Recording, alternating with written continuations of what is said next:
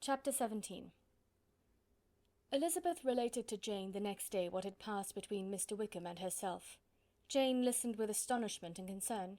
She knew not how to believe that Mr. Darcy could be so unworthy of Mr. Bingley's regard, and yet it was not in her nature to question the veracity of a young man of such amiable appearance as Wickham. The possibility of his having endured such unkindness was enough to interest all her tender feelings, and nothing remained therefore to be done but to think well of them both, to defend the conduct of each, and throw into the account of accident or mistake whatever could not be otherwise explained.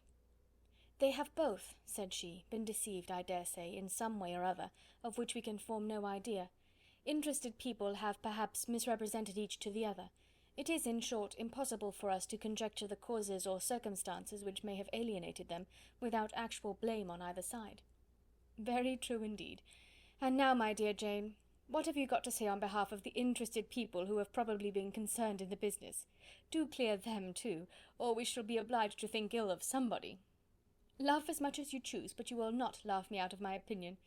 My dearest Lizzy, do but consider in what a disgraceful light it places Mr. Darcy, to be treating his father's favourite in such a manner, one whom his father had promised to provide for. It is impossible. No man of common humanity, no man who had any value for his character, could be capable of it. Can his most intimate friends be so excessively deceived in him? Oh no! I can much more easily believe Mr. Bingley's being imposed on, than that Mr. Wickham should invent such a history of himself as he gave me last night. Names, facts, everything mentioned without ceremony. If it be not so, let Mr. Darcy contradict it. Besides, there was truth in his looks. It is difficult indeed. It is distressing. One does not know what to think." "I beg your pardon, one knows exactly what to think." But Jane could think with certainty on only one point, that Mr. Bingley, if he had been imposed on, would have much to suffer when the affair became public. The two young ladies were summoned from the shrubbery where this conversation passed, by the arrival of the very persons of whom they had been speaking. Mr. Bingley and his sisters came to give their personal invitation for the long-expected ball at Netherfield, which was fixed for the following Tuesday.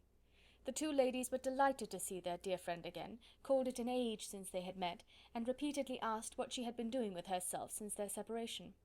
To the rest of the family they paid little attention, avoiding Mrs. Bennet as much as possible, saying not much to Elizabeth, and nothing at all to the others.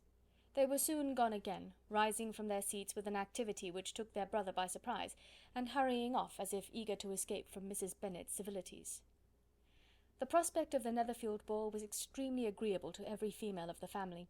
Mrs. Bennet chose to consider it as given in compliment to her eldest daughter, and was particularly flattered by receiving the invitation from Mr. Bingley himself, instead of a ceremonious card. Jane pictured to herself a happy evening in the society of her two friends, and the attentions of their brother, and Elizabeth thought with pleasure of dancing a great deal with Mr. Wickham, and of seeing a confirmation of everything in Mr. Darcy's look and behaviour. The happiness anticipated by Catherine and Lydia depended less on any single event, or any particular person, for though they each, like Elizabeth, meant to dance half the evening with Mr. Wickham, he was by no means the only partner who could satisfy them, and a ball was, at any rate, a ball, and even Mary could assure her family that she had no disinclination for it. "While I can have my mornings to myself," said she, "it is enough.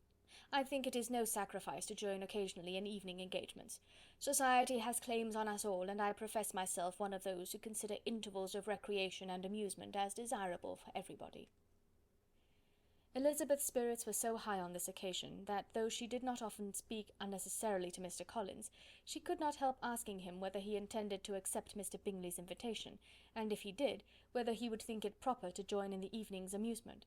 And she was rather surprised to find that he entertained no scruple whatever on that head, and was very far from dreading a rebuke either from the Archbishop or Lady Catherine de Bourgh by venturing to dance. "I am by no means of the opinion, I assure you," said he, "that a ball of this kind, given by a young man of character to respectable people, can have any evil tendency, and I am so far from objecting to dancing myself, that I shall hope to be honoured with the hands of all my fair cousins in the course of the evening, and I take this opportunity of soliciting yours, Miss Elizabeth, for the first two dances especially. A preference which I trust my cousin Jane will attribute to the right cause, and not to any disrespect for her." Elizabeth felt herself completely taken in. She had fully proposed being engaged by Mr. Wickham for those very dances, And to have Mr. Collins instead! Her liveliness had never been worse timed. There was no help for it, however. Mr. Wickham's happiness and her own were perforce delayed a little longer, and Mr. Collins' proposal accepted with as good a grace as she could. She was not the better pleased with his gallantry from the idea it suggested of something more.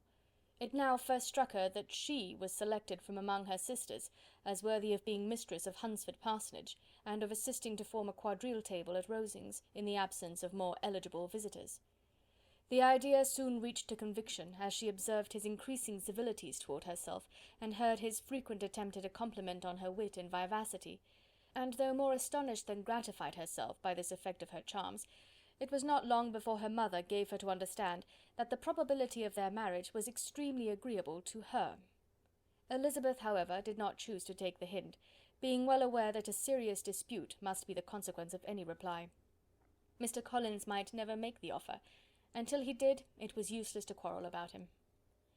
If there had not been a Netherfield ball to prepare for and talk of, the younger Miss Bennets would have been in a very pitiable state at this time, for from the day of the invitation to the day of the ball, there was such a succession of rain as prevented their walking to Meryton once. No aunt, no officers, no news could be sought after. The very shoe-roses for Netherfield were got by proxy.